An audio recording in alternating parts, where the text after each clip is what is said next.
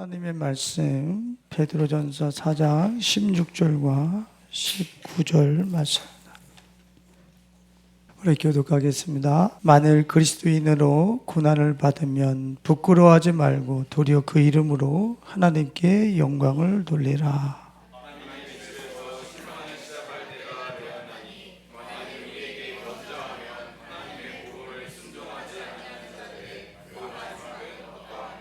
또 의인이 겨우 구원을 받으면 경건하지 아니한 자와 죄인은 어디에 서리요.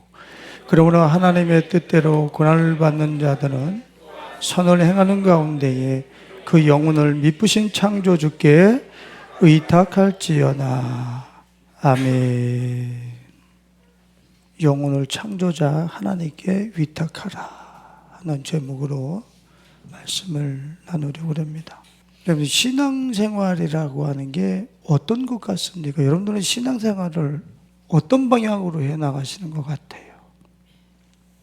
많은 크리스찬들이 그냥 예수님을 주일 예배를 드리면서 예배를 드리고 나면 나머지 6일은 복을 주시겠지라고 하는 이러한 전혀 성경적이지 않은 그런 신앙생활을 하는 사람들이 아마 부지기수고 대부분일 거예요. 물론 지금 우리 가난한 시대에 예수님을 믿음으로 인해 가지고 사회적인 그 신분을 상승시키거나 성공한 사례들은 많이 있어요. 또 경제적으로도 어떤 부를 얻어내는데 성공을 했습니다. 그것이 종교 생활인 줄 알았어요. 그래서 가난한 우리나라가 지금 경제 성장을 이루면서 먹고 살 만한 이런 위치에 이제 이 나라가 선 거예요.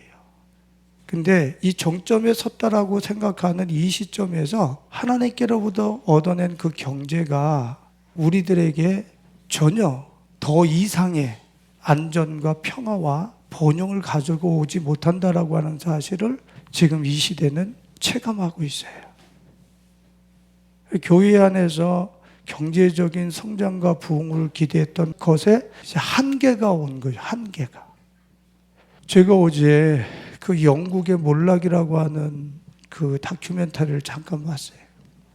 지구의 4분의 1을 가지고 있었던 그런 그 연합체를 가지고 있었던 제국인데 지금은 약 4분의 1이 먹을 것이 없어서 나라의 도움을 받아야 되는, 그래서 모든 사회의 가난한 계층을 케어할 수 없어서 이제는 각자 도생하라, 이제는 나라에서 개인들 책임져 주지 않겠다 하는 그런 국가 부도의 위치까지 그 나라가 지금도 끊임없이 추락하고 있어요. 예수님을 가장 소중하게 여겼을 때에 그 영국이 경제적인 성장과 부를 갖고 온 건 맞아요.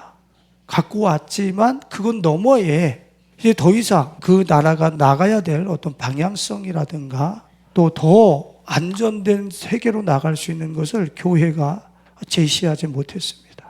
그래서 영국이 굶어 죽는 사람들이 있다라고 그러면 이해가 되시겠어요? 경제는 이렇게 우리들한테 안전을 보장해 주는 게 아니에요. 근데 많은 크리스찬들이 교회에 나와서 내가 주일 성수를 하고 철야를 하고 잠을 못 자면서 주님을 이렇게 주님 앞에 나와서 그 보좌를 흔들면 내 마음대로 내 재무관계나 채무관계나 이런 것들을 막 그냥 해결하셔서 나에게 어떤 경제적인 도움을 주시는 분 정도로 이해하시는 그리스도인들이 너무 많다라는 거예요. 이것은 자칫 잘못하면은 전혀 예수님과 이 성경과 상관없는 종교 생활을 한 것이기 때문에 마지막 종착점이 다를 수도 있다라고 하는 위험한 경고를 주님은 우리들에게 주시는 거예요. 그래서 당신은 형제들에게 재산이나 나눠주는 이런 존재가 아니라는 거예요. 예수님은 도리어 뭐라고, 당신은 어쩐 존재라고 말씀을 하시냐면 내 전 재산과 나름 받고 그 정도의 존재야 라고 말씀을 하세요. 내 전부와 나를 받고. 그래서 부자 청년에게 뭐라고 그래요? 네가 가지고 있는 경제 시스템, 의뢰하고 신뢰하는 그 사고 체계, 그거 다 버리고 나를 따라 나서 그러잖아요. 근데 우리들은 부자 청년에게 벌이라고 하는 그 경제 체계를 우리는 예수 그리스도 안에서 계속 추구하면서 우리가 믿음 생활을 제대로 한다라고 생각을 하는 거예요. 잘못된 방향으로 가고 있는 거예요. 오늘 본문 말씀을 보면은 주님은 베드로 사도를 통해서 그리스도인들에게 원치 않는 고난과 환난이 있을 수 있다라는 거예요. 실패도 있을 수 있고 무너짐도 있을 수 있고 여러 가지 자신들이 원하지 않는 삶이 펼쳐질 수 있는 고난이 그리스도인들에게 있을 거라는 거예요. 근데 그 고난은 하나님께서 어떠한 뜻을 가지고 우리들에게 허락하시는 환경이라는 거예요. 왜 하나님께서는 우리에게 고난이라고 하는 것을 허락하실까? 왜 지금 이런 막막한 현실을 우리에게 펼쳐 놓으실까? 그런 풀 수 없는 난제들과 이 고난을 통해서 나를 통해 이루시려고 하시는, 가르치시려고 학습하시는 게 대체 뭔가, 그런 것들을 배워서 주님이 우리들에게 주시려고 하는 세계, 그 세계를 누리게 하시길 원하시는 게 하나님의 뜻이라고 오늘 베드로 사도는 얘기를 하고 있는 거예요.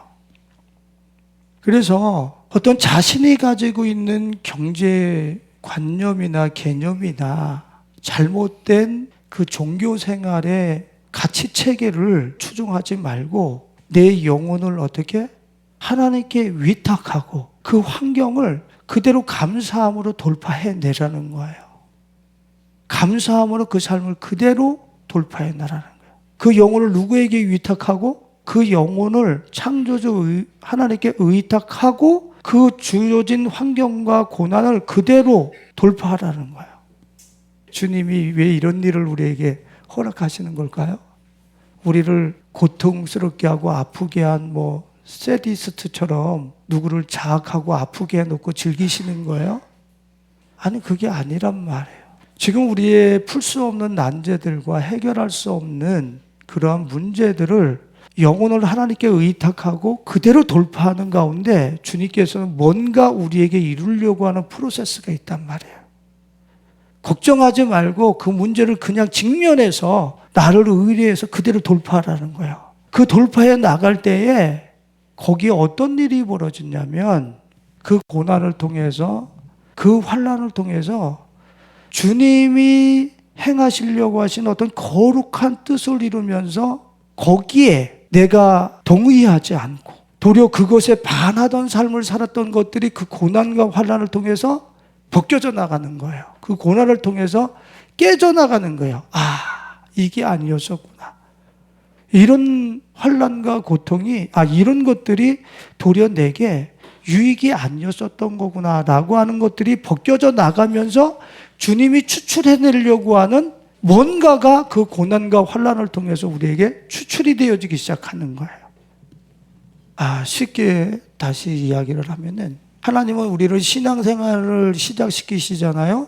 그 당신이 사랑하는 자, 사랑하는 백성을 위해서 가지고 계신 그 플랜이 뭐냐면 그 사람 안에서 영혼을 추출해내길 원하셔요. 그 사람 안에서 무엇을 추출해내길 원하세요?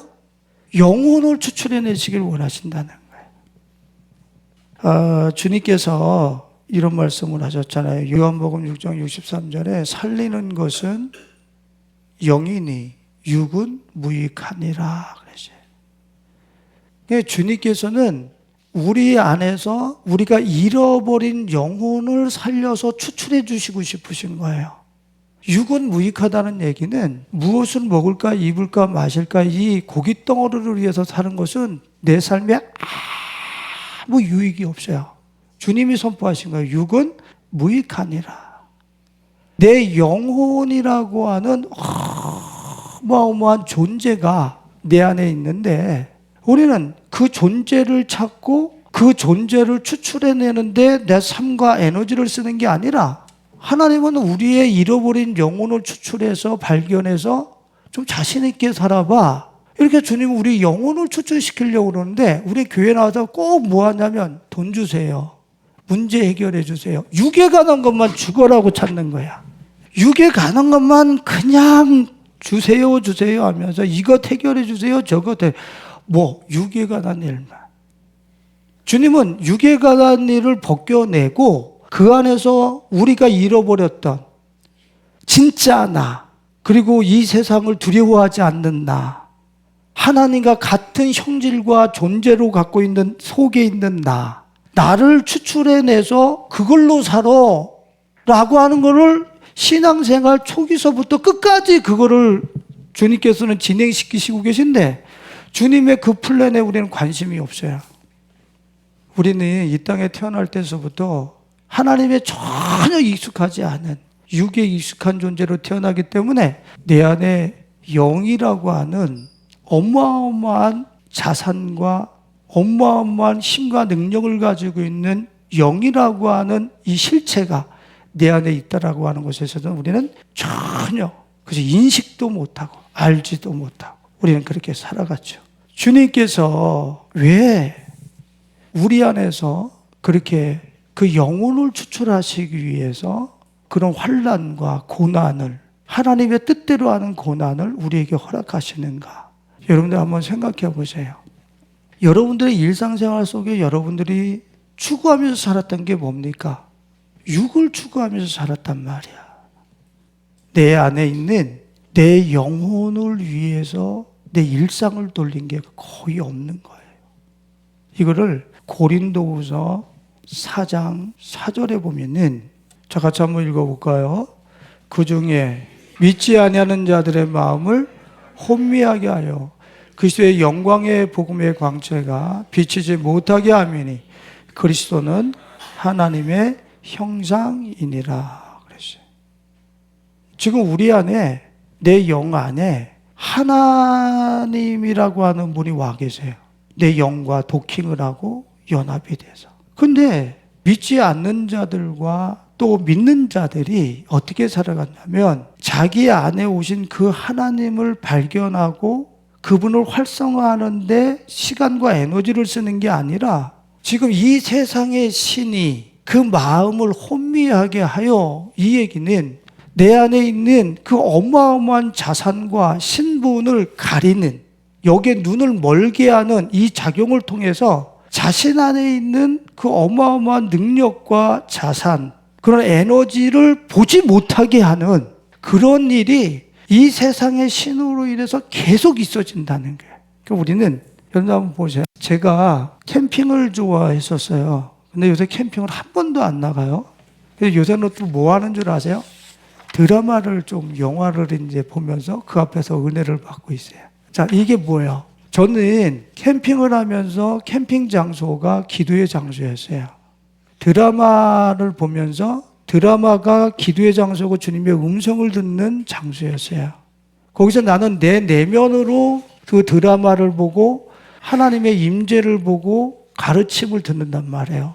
근데 대부분의 사람들은 어떻게 해요? 캠핑 즐기다가 질렸다. 그 다음에 스키 타러 가자. 스키로 이제 재미없다. 스키 타다가 재미없으면 또 어떻게 해? 이제 또 갈아타잖아. 이게 다 뭐 하는 거야? 세상의 신이 계속 내 앞에 거리들을 놓는 거예요. 내 속에 들어가서 하나님의 형상과 내 안에 어마어마한 그 하나님의 신성과 자원을 찾을 수 있는 시간을 뺏어가면서 외부적인 자원과 자산들로 내 시간을 계속 뺏어가는 거야. 우리는 이거 재미없네. 이제 이거 할 만큼 다 했잖아. 또 다른 거 갈아타면서 얼마나 많은 사람들이 자기의 속에 있는 신성과 그 하나님이 우리에게 넣어주신 7천주의 자산은 개발하지 못하고 그거 몇 분짜리 쾌락 몇 초짜리를 쫓아서 자신들의 에너지를 다 쓰고 있는 거예요. 그거를 이 세상의 신이 우리 안에 있는 하나님의 영광, 예수 그리스도와 하나 되어진 내 영혼, 그거를 발견하지 못하도록 이 세상의 신이 끊임없이 우리들에게 그걸 막아선다는 거예요. 막아선다는 거. 계속 여러분들 눈앞에 안목의 정욕대로 보는 대로 계속 다니잖아. 자신 안에 있는 그 하나님이 허락해 놓으신, 우리에게 수혈해 놓으신 그 신성과 7천주의 자산은 개발하지 않고 바깥에 것만 찾아서 다니잖아. 쇼핑이 뭐 하는 거예요?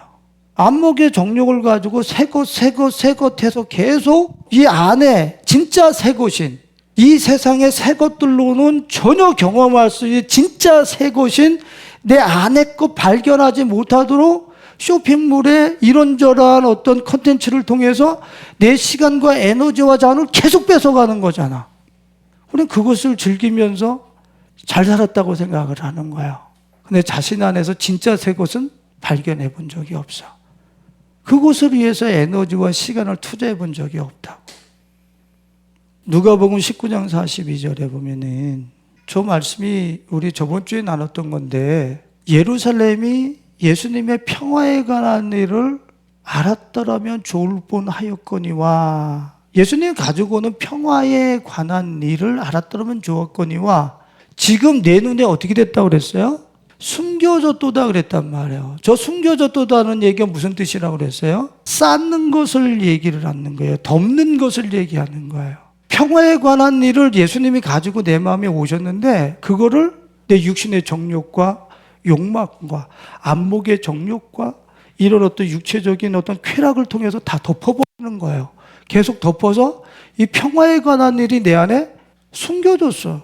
갖고 있음에도 불구하고 내 안에서 너무 내가 이 세속적이고 정욕적인 것으로 덮어버려서 이 보배가 내 안에 전혀 인식이 되지를 않는 거예요.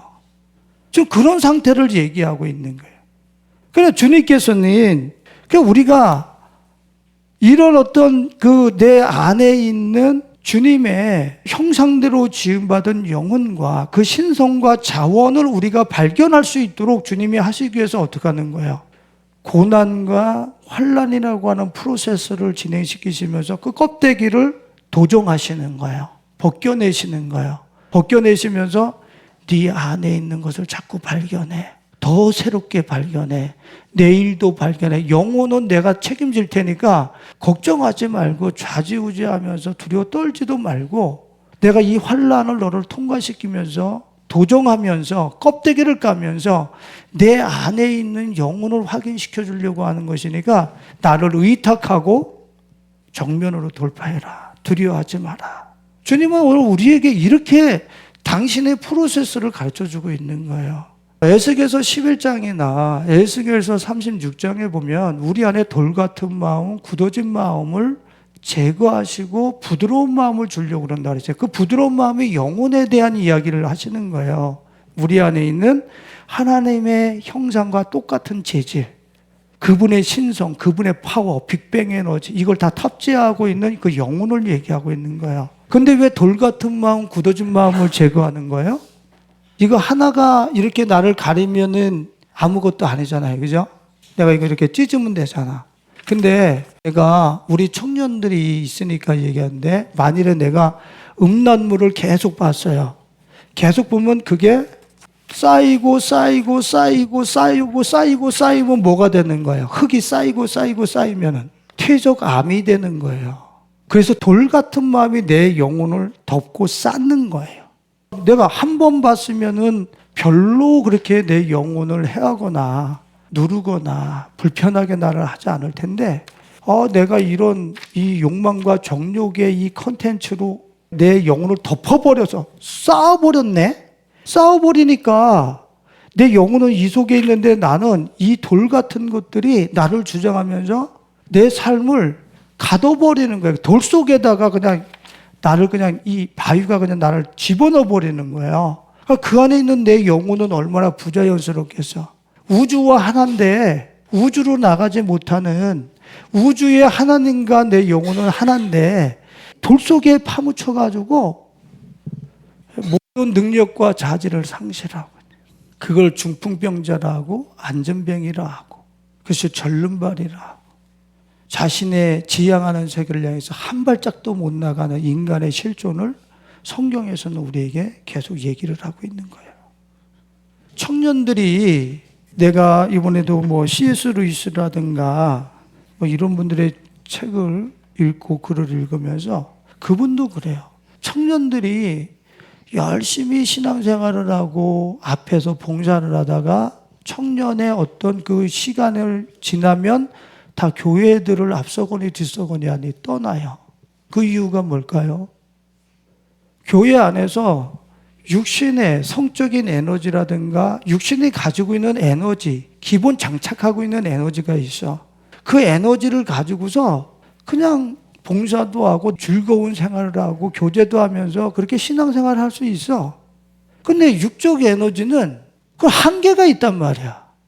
그 한계가 있으니까 그 다음에는 교회 안에서 더 이상 넘어가지 못하니까 그 안에서 마그마와 같은 도대체 주체할 수 없는 하나님의 신성과 기쁨과 즐거움, 빅뱅 에너지가 내 안에서 솟아나는 그 너머의 단계가 있는데 그 단계를 청년들이 만지지 못하고 고작 자기의 육신의 정욕을 추구하면서 교회 생활임내 하다 보니까 뭐만 강해졌어요?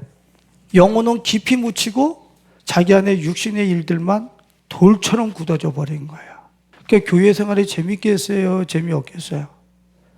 전혀 재미없는 거예요.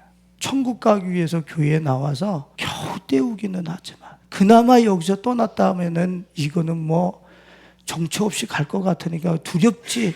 그게 마지못해서 나오는 사람은 그나마 복 있는 사람이지. 대부분의 청년들이 떠나가 버리는 거예요. 그리고 이 돌의 세계 속으로 들어가서 거기서 살다가 인생을 마감하는 거예요. 그걸 C.S. 루이스도 얘기를.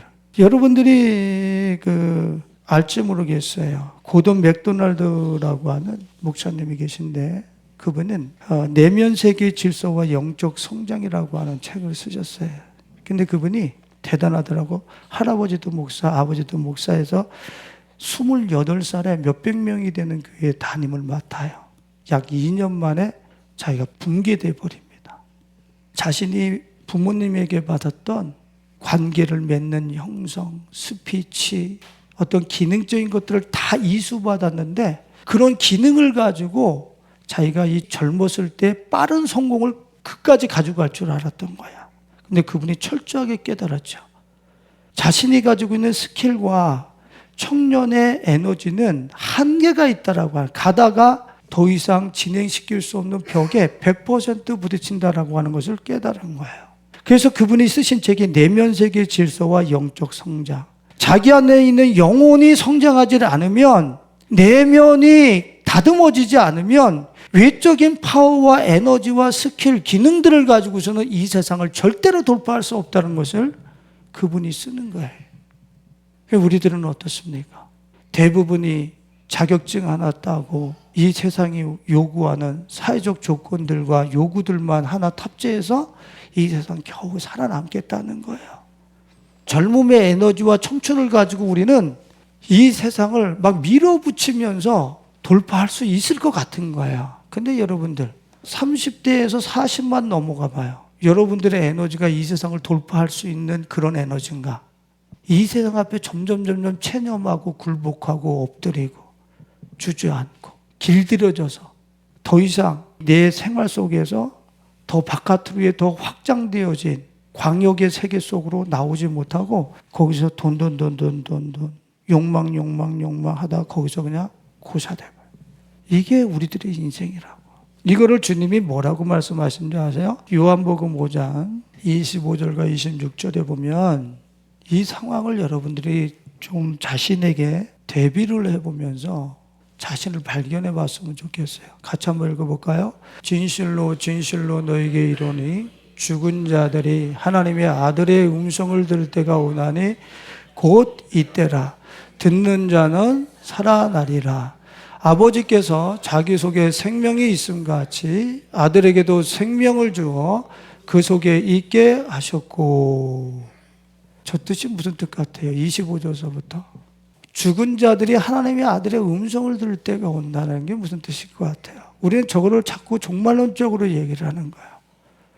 하나님을 향해서 살아있는 내 영혼이 죽어서 우리는 고작 하나님은 전혀 상관도 없이 이따 무엇을 먹을까, 입을까, 경제 시스템, 이 666, 막 이런 데만 살아가는 걸 저 죽은 자라고 그러는 거예요. 하나님을 향하여 죽은 자들, 하나님을 갈망하지 않는 사람들.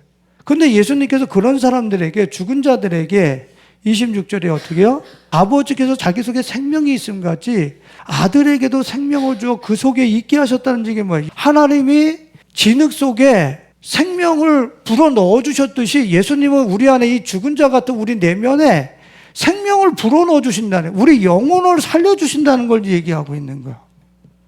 그러니까 여러분들이 살아났을 때는 예수님을 믿었다라고 하는 그 얘기는, 예수님을 영접했다라고 하는 그 사실은 여러분들의 속에 있는 하나님을 갈망하지 않았던 그 영혼이 하나님을 향하여 갈망하는 존재로 다시 살아난 것을 얘기하고 있는 거예요. 그 여러분들의 새로 갱생되어지고 살려진 부활한 생명인 여러분들의 영혼을 가지고 여러분들은 하나님을 얼마나 갈망하고 계십니까? 얼마나 그분을 찾고 계십니까? 태저감들을 벗겨내면서 내 안에 그 어마어마한 자원을 여러분들은 얼마나 그렇게 찾고 개발하고 계십니까? 주님은 분명히 그 자원을 예수님을 통해서 우리에게 넣어주셨다, 이렇게 말씀을 하시고 계시는데 안타까운 거잖아요. 그 자원을 크리스찬들은 받았다 하는데 우리는 그것을 개발할 생각은 하지 않고 뭐 하는 거예요? 바깥의 것만 찾아다니면서 나를 덮고 있는 내 영혼을 무언가로 쌓는데 더 열심을 내고 사는 거예요. 그러니까 가면 갈수록 주님과 무뎌지는 거예요. 그분과의 애틋한 동거, 연합, 하나됨, 즐거움, 기쁨, 이런 것이 점점 말라가는 거죠. 저 상태를 28절과 29절에서 뭐라 그럽니까? 같이 한번 읽어볼까요? 이를 놀랍게 여기지 말라. 무덤 속에 있는 자가 다 그의 음성을 들을 때가 오나니 선한 일을 행한 자는 생명의 부활로, 악한 일을 행한 자는 심판의 부활로. 저 구절을 우리는 자꾸 종말론적으로 얘기를 해요. 무덤 속에 있던 자들이 예수님이 오시면 그 음성을 듣고 누구는 선한 부활로, 예수 믿은 사람은 선한 부활로, 뭐 예수 믿지 않은 사람은 심판의 부활로 나오는 종말론적으로 생각을 하는 거야. 아까 죽은 자들이 주의 음성을 들을 때가 온다 그랬죠. 그 죽은 자들이 어디 있는 거예요? 27절에 이 무덤 속에 있는 자가 자기 영혼을 덮어버려서 쌓아버려서 뭘로? 썩어질 것으로, 이 세상의 욕망과 정욕으로 덮어버렸다고. 그게 무덤이 됐다고. 그게 퇴적감이 돼서 나를 덮어버렸다고. 그 안에서 지금 설교를 통해서, 말씀을 통해서 주의 음성을 들을 때가 온다는 거예요. 거기서 그 음성을 내 영혼이 듣고 선한 일, 그 하나님이 말씀하시는 그 뜻을 따라서 자기 삶을 운영하는 사람은 이 무덤을 열고, 무덤과 같은 육체를 열고 부활의 예수와 같은 신성과 능력과 이 세상을 다스릴 수 있는 파워를 가지고 나올 것이요, 이 안에서 그 주의 음성을 들으면서 그건 목사님이나 하세요, 나는 그냥 육신의 정욕과 욕망을 따라서, 성적인 쾌락을 따라서 이런 육신적인 욕망이나 만족하면서 살겠습니다. 그 사람이 어떤 사람이에요? 29절에 악한 일을 행한 자는 심판의 부활로 나오리라. 하나님의 음성을 들으면서도 그것을 거부한 사람을 악한 일을 행한 자라고 하는 거예요. 이 무덤을 열고 내가 나오긴 나와야 돼. 언제 나와야 돼? 죽을 때는 나와야 된단 말이야. 이 육체를 열고 이 무덤을 열고 나와서 진짜 영원한 무덤으로 가느냐, 영원한 생명으로 가느냐는 거기서 결정이 나겠지요. 그러면 여러분들은 예수님께서 살리는 것은 영이니 여러분들 안에 그 어마어마한 자원을 주셨는데 여러분들 그것을 개발하면서 사십니까? 여러분들 안에서 찾고 살고 계십니까? 외모를 단장하고 외모를 고치고 옷을 입고 이런 몸뚱아리 썩어질 것을 위해서는 죽어라 하고 내 삶을 전부를 투자를 하면서 내 영혼을 위해서는 투자를 하지 않아. 내 영혼을 위해서는 투자를 하지 않아. 내가 뭐 우스갯소리도 하는 거지만 내가 화장하기 위해서 1시간 동안 내 얼굴에 이 육체를 다듬기 위해서는 1시간 동안 거울 앞에 앉아있지만 1시간 동안 내 영혼을 주님 앞에다가 놓고서 내 영혼을 관리해보지를 않아. 지금 무슨 욕망과 무슨 욕심과 무슨 탐심과 어떤 음심과 어떤 정욕으로 내 삶이 지금 이 하나님 앞에 비춰지는지 이거는 1시간 동안 비춰본 적이 없어. 완전히 이건 크리스찬의 길이 아니야. 주님은 무덤 속에 갇혀있는 듯한 우리 영혼을 추출해내서 그 추출해낸 영혼을 가지고 이 세상을 프리하게 자유하게 살아가게 하기 위해서 우리를 부르신 건데, 우리는 도리어 주님 앞에 부름을 받아서 무덤을 강화시키는 데다가 더 예쁘게 하는 데다가 회칠하는 데다만 우리의 시간을 다 쓰는 거야. 우리 이렇게 살고 있지 않느냐 말이에요. 요한복음 11장에 보면 주님께서 나사로야 나오라 그러시잖아요. 그죠? 그 나사로를 불러내신 그 기적이 뭐예요? 야, 나 이렇게 죽은 자도 살려, 이것 가르쳐 주시려고요? 나사로처럼 죽을 수밖에 없는 그런 영혼이 무덤 속에서 영원히 하나님과 단절되어야 될 영혼을 예수님의 음성을 들여서 살려서 나오게 해주신다는 거예요. 우리 무덤 속에서 더 건강한 모습으로, 질병이 없는 모습으로 우리를 무덤 속에서 끄집어내 주시는 분이 예수님이라는 거예요. 그래서 내 영혼을 그분께 의탁하고, 지금 주님께서 내 앞에 이것저것 놓으시는 환난과 고난이 있으면 그걸 통해서 나를 깨뜨리고 나를 부수고 나를 해체하는 데다 사용을 해서 하나님이 내 안에 불어넣으셨던 그 영혼이라고 하는 그것을 내 안에서 개발하고 확인을 해야 되는데, 여기에 여러분들은 과연 삶을 마치고 사시고 계십니까? 제가 그 영혼 그러면 하도 이 영혼에 대해서 별로 그렇게 신빙성 있게 가르쳐 주질 않아서 제 스스로도 영혼 그러면 신옷 입고 그냥 떠도는 걸 영혼으로 생각을 하는 거예요. 그래서 흙은, 육체는 진흙으로부터와 티끌이야, 티끌. 여러분들이 티끌을 가지고 아무리 여러분들의 삶을 멋지게 치장하고 세워봤자 이건 다 흙인 거야. 다 허물어질 거고 붕괴될 거고. 고운 것도 거짓되다고 그러는데 우리는 이 겉에 이거 계속 유지시키기 위해서 거의 시간을 엄청나게 쓰라고. 근데 이 흙은 티끌 아파르란 말이에요. 그걸로 아무리 날 치장해봐야 10년 지나면 게임 아웃이야. 그런데 고운 것도 아름다운 것도 헛되지만 우리 속에 있는 단장해야 될 것, 속사람, 하나님이 우리에게 넣어주신 영혼이라는 게 있다라는 말이야. 그 영혼은 시들지 않아. 여호와의 말씀은 영영이 서리라 그랬으니까 시들지 않는 거예요. 이 세상 앞에서 고갈되지 않는 에너지인 거예요. 왜 이 세상에서 고갈되지 않는 에너지야?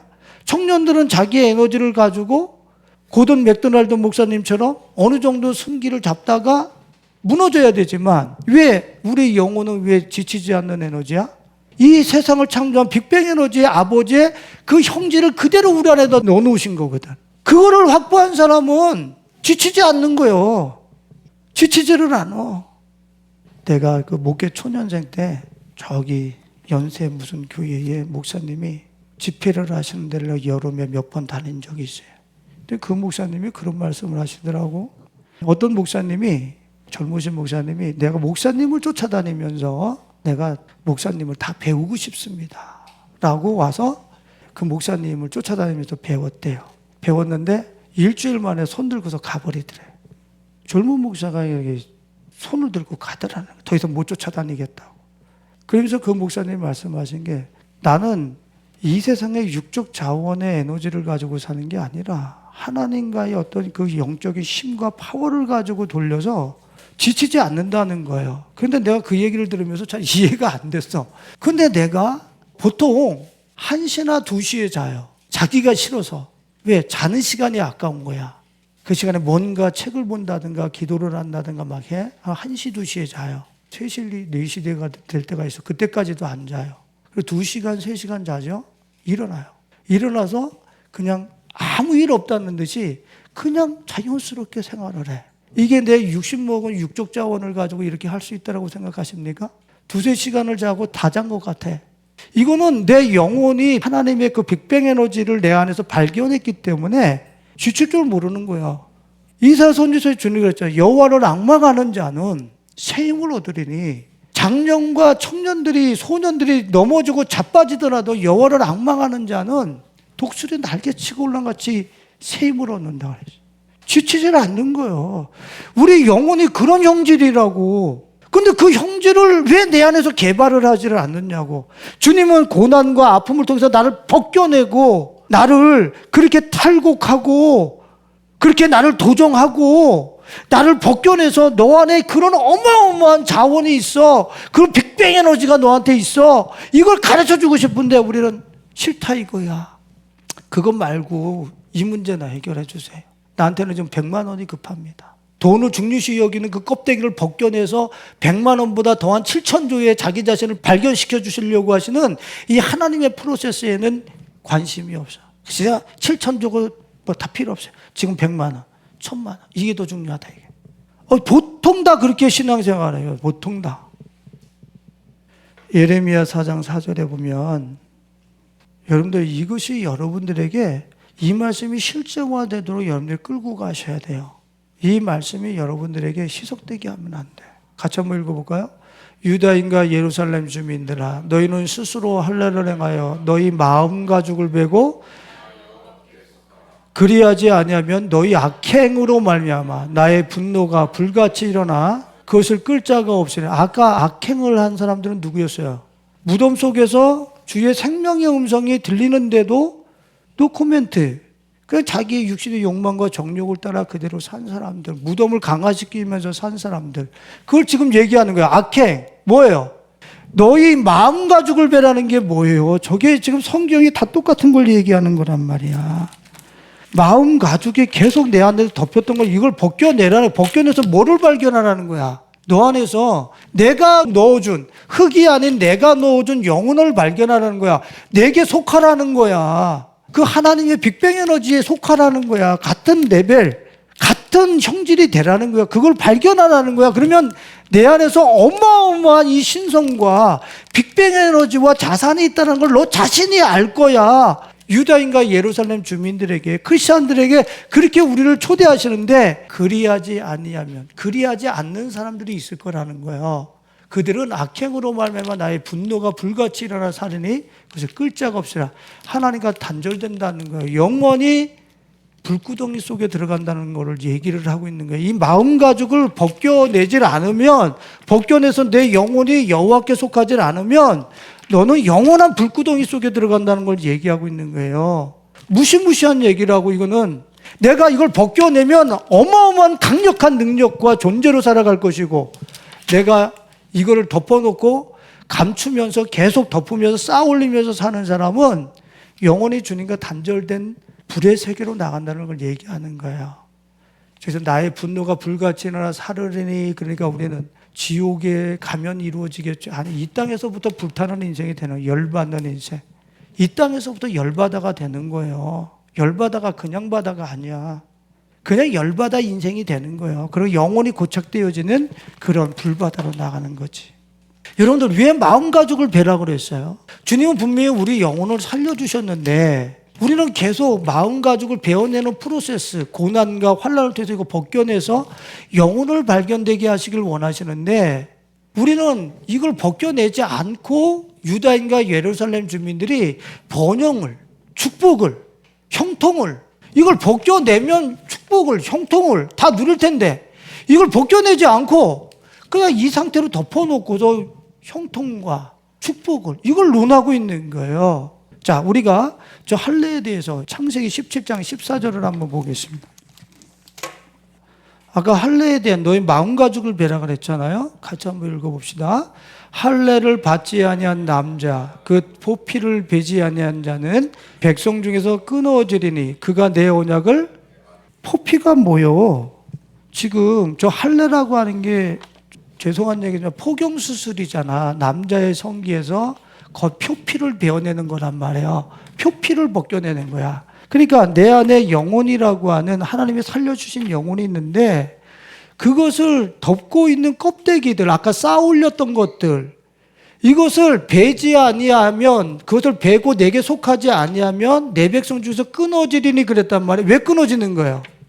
이게 없어야 주님과 내가 하나가 되는데, 연합이 되는데, 지금 내가 우리 보통 세상적 콘텐츠가 이런 얇은 것들로 지금 덮여서 지금 내 안에 이렇게 돼가지고 내 영혼이 덮어져 버렸잖아. 그럼 하나님이 인식이 되겠어요? 안 되겠어요? 안 되니까 끊어지는 거야. 자기가 끊어지고 있다고, 하나님과. 근데 이 끊어짐이 회복되지 않으면 영원히 끊어지는 거야. 그래서 주님이 지금 장난하는 게 아니라고. 이 할례를 행하지 않는 자들은, 아니하는 자는 백성 중에서 끊어진다는 얘기는 그 영혼을 덮고 있는 육적 자원들과 정욕들로 덮고 있는 그 껍데기 일들을 벗겨내지 않으면, 피복을 벗겨내지 않으면 넌 점점 내게서 끊어지고 멀어지고 어느 날 영원히 나와 단절되어지는 그 자리까지 나갈 수 있어. 이렇게 얘기를 하시는 거란 말이야. 그럼 여러분들 지금 중요한 게 뭔지 아세요? 진짜 먹고 살고 뭐 사역하고 이게 중요한 게 아닌 거예요. 내 안에서 쌓여져 있는 이거 걷어내는 게 중요한, 그거 배워내는 게 중요한 거라고. 내 일상을 돌릴 때 승진하고 뭐 로또 맞고 돈 벌고 횡재하고 이거 필요 없어. 그냥 내 일상생활에서 마음 가죽만 배워내면서 살으라고. 어느 날 배워내고 살았는데 뭐가 느껴지기 시작하는 거야? 이 온 우주에 충만하신 그 하나님과 내 영혼이 일대일로 만나버려. 뭐야 이거? 나 하나님이었었잖아. 나 더 이상 이렇게 추잡스럽게 돈돈 하면서 전전긍긍하면서 이래도 안 살아는 존재였었네. 이제 그때 발견하면, 자기 그동안 그때 발견하면 다행이지. 자기 하나 마음 가죽 하나 벗겨내면서 자기 영혼이 하나님과 도킹될 수 있도록, 하나 될 수 있도록 하는 이 프로세스를 돌린 사람이 진짜 신앙생활하는 사람이라고. 그 사람은 진짜 그 육체의 너머에 빅뱅 에너지라고 하는 이 육체의 이성과 감각으로 인식할 수 없는 그 하나님을 그 사람은 드디어 인식하기 시작해. 본다. 그래서 마음이 청결한 자는 하나님을 어떻게 한다? 본다라는 건 장난하는 말씀이 아니라고. 육신의 껍데기가 벗겨져 나가면 내 영혼이 하나님을 본다고. 이 공기 속에 운행하시는 그 하나님이 인식된다고. 지각된다고. 진짜네. 이 세상은 랜덤으로 돌아가는 게 아니구만. 정확한 질서 속에, 하나님의 섭리 속에 그분이 넣은 프로그램을 통해서 이 세상이 정확하게 돌아가고 있는 거야. 이게 인식된단 말이야. 내 영혼이 그냥 육체에 덮여가지고 꼼꼼하면 주님이 나 못 보는 것 같고, 그냥 지금 내가 남을 속여도 거짓말을 해도 주님이 못 보는 것 같고, 내가 어둠이니까.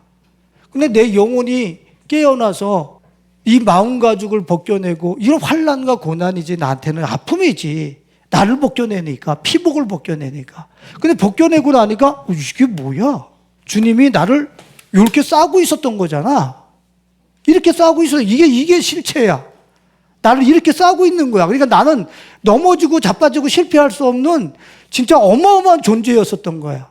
근데 우리는 육체 껍데기를 주장할 때 어떻게 해요? 하나님이 좀 없었으면 좋겠네. 자기의 이 세계 속에서. 하나님이 없었으면 내 욕망대로, 내 정욕대로, 내 쾌락대로 맘대로 살고 싶어서 이걸 강화시키면서 싸고 있는 이 하나님과 내가 심리적인 간극과 이 어떤 마음의 간극들이 점점 멀어지고 화석화되어지고 굳어지고 콘크리트화돼. 형들 이렇게 살고 있지는 않냔 말이야. 우리가 말씀을 정리해 보겠는데 고린도전서 2장 12절을 한번 같이 한번 읽어볼까요? 우리가 세상의 영을 받지 아니하고 오직 하나님으로부터 온 영을 받았으니 이는 우리로 하여금 하나님께서 우리에게 은혜로 주신 것들을, 자, 하나님께서 우리에게 은혜로 주신 것들이라고 그랬거든요. 하나님이 이 세상에 우리에게 은혜로 주신 것들, 값없이 주신 것들, 호의로 주신 것들을 알게 하려면, 지각하게 하고 인식하게 하고 보면서 살게 하려 함이라 그랬어요. 그러면 그 하나님이 이 세상에 호의로 값없이 주신 그 은혜의 선물의 세계를 인식하고 보면서 살기 위해서 주님이 주신 게 뭐예요? 세상의 영을 받지 아니하고 하나님으로부터 온 영을 받았으니. 그런 거예요. 지금 이 세상이 은혜의 세계라고 하는, 값없이 주는 호의의 세계라고 하는 것을 인식할 수 있는 센서 기능은 어디 있는 거야? 내 영에 있는 거란 말이야. 내 영혼이 바깥으로 나오면 이게 다 의미가 있는 거야. 주님이 다 섭리가 보이고 진짜 우주가 코스모스 질서 조화 맞네. 이게 진짜 보여지기 시작하는 거야, 이 세상에서. 그런데 내 영혼이 세상의 영이 가져다주는 육신의 정욕과 욕망과 성공과 만몬과 이런 것들로만 살고 있으니 이 바깥에 있는 하나님의 세계를 인식할 수 있는 내 영혼이 내 속에서 찾아지질 않아. 계속 반복해서 얘기하는 게, 내 속에서 내 영혼이 바깥에 나와서 이 하나님을 인식해야 되겠는데, 청결한 자는 본다 했는데 알게 하려 함이라. 저 단어가 무슨 뜻이야? 경험하다, 인지하다, 발견하게 하려 함이라. 그런데 내 영혼이 발견한단 말이야. 여기서 이 빈 공간에 빈 세계가 아니라는 것을 발견한단 말이에요. 여러분들, 여기서 여러분들 여기에 축구의 세계 들어와 있어요, 안 들어와 있어요? 축구의 세계가 들어와 있는데 축구의 세계를 보려면 뭐가 필요해? 스마트폰이 필요하잖아요. 스마트폰을 켜야 스포츠 세계가 여기 들어와 있는 것이 인식이 될 거 아니에요. 그 여기에 남녀지간의 삼열지사라고 하는 그런 세계 들어와 있어요, 안 들어와 있어요? 들어와 있죠. 그거 스마트폰을 켜야지 그 세계가 인식이 되고 포착될 거 아니에요. 이 세상이 하나님의 세계라고. 근데 그것을 포착시키려면 내 안에서 어떤 센서를 가동시켜야 돼? 육적 세계를, 육적 센서를 가동시키는 게 아니라 여러분들 안에 깊이 숨겨져 있는 영혼을 가동시킬 때에 그 바깥에 있는 하나님의 세계가 나한테 포착이 되고 인식이 되고 경험이 되고 누릴 수 있는 거란 말이에요. 그래서 신앙생활은 하나님께서 시작될 때서부터 우리 안에서 영혼을 추출하시길 원하시는 거예요. 그 영혼을 추출하시길 원하시는데 우리 끊임없이 방향을 다른 데다 돌리는 거야. 무슨 영혼이야? 신호 듣고 뭐 떠다냐? 그냥 돈이 좋고 욕망이 좋고 쾌락이 좋고 정욕이 좋고 주님 그냥 예수님은 보험으로 들어놓고 그렇게 사는 거야. 그러니까 이제 그게 강화되고 그 무덤이 콘크리트로 바뀌었을 때 영혼이 하나님과 단절되는. 그 신앙생활을 한다고 해서 다 천국 간다라고 생각하지 말라고. 얼마든지 육적인 삶만 추구하다가 하나님과 영원히 끊어질 수 있다라고 하는 사실을 이야기하고 있는 거예요. 여러분들은 지금 여러분들의 영혼, 그 영혼을 예수 그리스도께 의탁하고 위탁하고 그 형질에 여러분들을 맞춰 나가면서 여러분들의 껍데기를 벗겨내고 계시는 중에 계십니까? 그러면 잘하시는 거예요. 하루아침에 되지는 않겠지. 그러나 그것이 여러분들의 일생 동안의 여정인 거예요. 신앙생활의 모든 여정인 거예요. 내 안에 내 형제들과 같은 내 영혼과 같은 예수님이 내 안에 오셔서 나와 하나가 되어 계신단 말이야. 이분만 내 안에 가장 소중하게 여기면서 나머지 것은 다 필요 없어. 내가 가치 있게 여겼던 것 다 필요 없어. 하나하나 다 벗어. 피복을 벗겨내듯이 하나하나 벗겨내면서 내 안에 예수님과 같은 형질을 이루고 있는 내 영혼을 발견하는, 그것이 주님이 우리들에게 요구하는, 그리고 우리에게 주시려고 하는 축복인 거예요. 여러분들의 영혼을 예수 그리스도께 맡기고, 창조주, 우리 영혼을 넣어주셨던 예수 그리스도, 그분께 여러분들의 영혼을 맡기고 나머지 일은 다 벗겨내는 이 프로세스 속에서 피복을 벗겨내는 그 아픔은 있을지 모르지만 벗겨낸 이후에 우리 안에 있는 어마어마한 하나님의 신적 자산과 에너지, 자유함, 온 우주가 아버지 집이네라고 하는 이 확신 속에서 여러분들의 남은 인생을 살아가실 수 있길 예수님의 이름으로 축원드립니다. 기도하겠습니다. 주님 감사합니다. 신앙생활의 초보는 예수 그리스도라고 하는 주물에 나를 녹여서 부어 그분의 형상을 이루어 나가는 것이 초보입니다. 예수 그리스도라고 하는 그 주물에 육신적인 욕망과 정욕들을 갖다 덮고 쌓아서 퇴적감을 만들었던 것들을 벗겨내는 공정, 그 프로세스를 주님은 또한 우리에게 진행시키시는데, 주님의 이 우리의 삶을 진행시키시고 신앙생활을 진행시키시는 이 여정에 반하는, 도리어 우리의 영혼을 묻어버리고 우리의 영혼을 짓눌리게 만들기 위해서 육신의 정욕과 욕망과 세상의 가치들로 덮어버리면서 싸우면서 살고 있지는 않았었습니까? 이제 주님이 우리에게 주시는 아픔과 환난과 고난이 있습니까? 그런 것들을 통해서 우리의 피복들과 마음의 가죽들을 벗겨내면서 우리 영혼이 예수 그리스도께 속하는, 그리고 그분이 가지고 계시는 신성과 온 땅을 창조하신 빅뱅 에너지를 새롭게 발견하고 독수리가 날개치고 올라온 같은 샘을 가지고 자신들의 세대를 살아내는 우리 청년들과 예성의 가족들이 되어줄 수 있도록 축복하여 주옵소서. 예수님 이름으로 기도했습니다. 아멘.